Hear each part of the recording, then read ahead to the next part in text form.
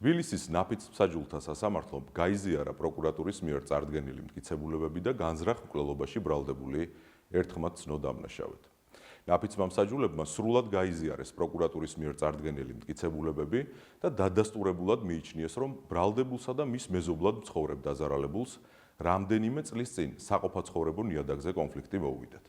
2024 წლის 5 ივნისს ბრალდებული ჩაუსაფრდა დაზარალებულს და როდესაც ის მეგობართან ერთად სახლში აპირებდა შესვლას, ორივეს ჯერ ჩაქუჩით, შემდეგ კი ცეცხლსასროლი იარაღიდან გასროლით დაზიანებები მიაყენა. მიღებული დაზიანებების შედეგად ორივე დაზარალებული ადგილზე გარდაიცვალა. სამართალდამცავებმა ბრალდებული იმავე დღეს დააკავეს, მას ბრალდება ორი პირის განზრახ მკვლელობის ფაქტზე წარადგინა და ახвеთის ღონისძიების სახით პატიმრობა შეეფარდა. ნაფიც-მსაჯულთა მიერ ერთხმად გამოტანილი ვერდიქტის საფუძველზე სასამართლომ ბრალდებულს სასჯელის სახე და ზომად 20 წლით თავისუფლების ახвеთა განუსაზღვრა.